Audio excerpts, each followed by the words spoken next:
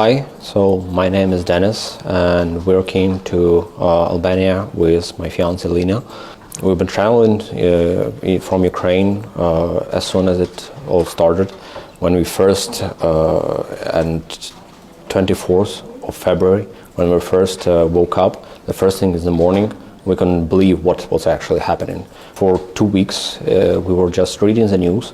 We were preparing actually for this. We went to the western part of our country, and for 2 weeks we were just reading the news, what's going on, to be able to understand and to do any actions if required. But on 24th, when we woke up, we read that actually Russia is going full-scale assault on our country. They were going to bombard our cities. They were telling that they will bombard like military objects, but that's essentially not the case. We then traveled through all the Europe to stay in Albania, through Hungary, to Serbia, and then to North Macedonia and Albania. Essentially, while we were arriving even in Albania, it was like our total trip, it took like maybe 4 or 5 days. We were constantly watching the news, how Russian were just bombarding our hometowns. Where is your family right now? Our family right now, they were in Kiev when it all started, and they were hiding in the basement for 5 days probably. After that, I managed to convince them to have some help, and our company actually provided help to get them from Kiev to Lviv area, and from there they managed to go to cross the border to Romania. My father and my mother with my grandmother. They're now safe. They're now in Romania. But my fiancée Lina's parents, they are not safe currently. Her mother is currently in Zhytomyr, and it's constantly bombarded by Russian troops. Did she contact with them about the situation and other conditions? Sure. Each day we try to contact them as much as possible to just to know if they are okay. The situation is tremendous. It's not as dire as in Mariupol, for example, but essentially people, they don't know what to expect next, because a lot of houses in Zhytomyr area, they are destroyed actually.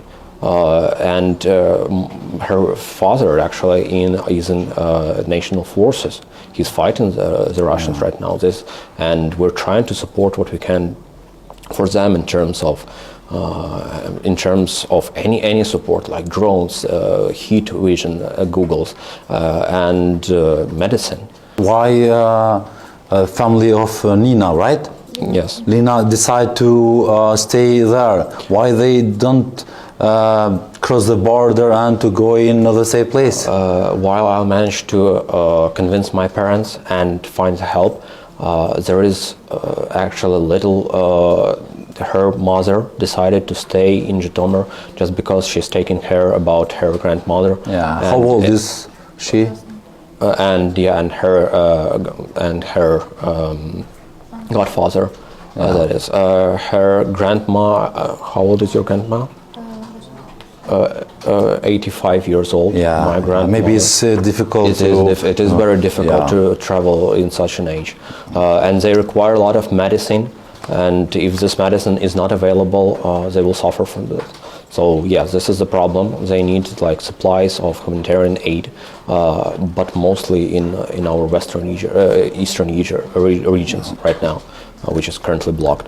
So, and as I've mentioned, because of her father being in armed forces of Ukraine, he can't leave. He is currently helping our army into fighting the war against Russians. So this is why they cannot leave. And so do you think that Russian force are killing innocent people, children, and... They are. In one Mariupol alone, it's more... So they don't fight just with Ukrainian army, but also killing innocent people? Imagine this. The second or the third day, when we were watching the news, we saw that rocket hit the house, and it was like maybe 100 meters from the house where my friend lives. There's no military bases there. Yeah. I mean, Mariupol is, 90% of Mariupol is now destroyed in any way. So 90%, imagine this, in a city, 90% of the buildings are somehow affected by the war. So can you say that Mariupol itself, every person there is a nationalist? They are war criminals? They are, no, I mean, they kill kids, they kill people out there. They drop the bomb on Mariupol National Theater, where there was there was 2 words, children's in here. And they didn't care. They had their orders and they followed them. They know what they're doing. They are not ignorant. What about food and medicament and other things? Currently, in large cities that are not that affected with war, it's okay. I mean, people can try to live, except of the sirens, of course, to work, to provide economy, to boost our economy, but it's not always like this. So, for example, the main pain in our Ukraine right now is the city of Mariupol. They don't, essentially, when they're saying that, okay, we'll provide the green corridor for the humanitarian aid, this is only words. I mean, this was never a situation. The only time that they are actually they could reach the Mariupol and help them was once in 16 days. So 16 days they were melting snow just to drink there. and this actually happened. One of my colleagues, she lived in Sumy region, and they didn't have water. They melted snow, and no humanitarian aid could reach them. Do you think that European countries are support enough Ukraine?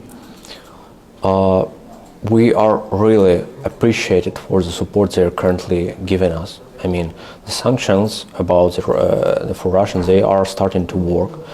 It's like an effect of domino. They start to work slow, but the Russian people begin to hate their power for that. So what are they gaining? They're gaining nothing. They begin to be poorer each day, and this is good.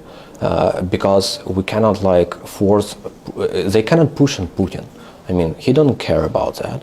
He don't care about any sanctions directed on him, because when you try to communicate with such a person, or what you're saying is that, okay, just don't do it. And then he asks, if I won't do it, so if I will do it, what will you do? And Europe has nothing to say about that. They just saying, oh, this is not a kind thing to do. He doesn't care about that. But what I do see right now, I understand European nation in terms of they don't want to send their troops there. This is their people, and frankly speaking, they do not care about our people that much, because if 10,000 people will die more, this is not their electorate. No one will choose Olaf Scholz in Ukraine. This is their problems. But what I do see right now is that Europeans think that this is not a war about from Russia with Ukraine, but with Putin of Ukraine. But this is not the case also. They think what they're trying to achieve is to sometimes, not always, sure, but if Kiev would fall in 3 days, the only thing that they would say is that we are deeply concerned.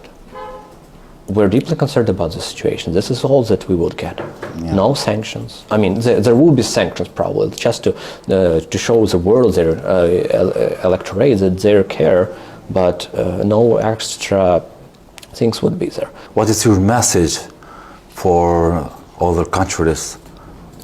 They should support more Ukrainian people and If they are afraid of their people going directly to war with Russia, which is currently the case, support us with whatever you can, because if our country fails, you will never feel safe. You will always have Russia. We have Russia in our border. Do you think that this will affect also other part of Europe? If he's not stopped, yes. This is not, yes, I'm sure it will. So if it won't stop in Ukraine, in 5 years, in 10 years, he will come to and will start to work in Europe. As soon as they rebuild, all of their economy, it's completely collapsed right now. And the only thing that a collapsed economy can do is to fight a war. He's cornered. He never cared about his people. The only thing he cares about is power. And by losing power, he will start a war all over the world. Okay, thank you so much for your interview. Thank you.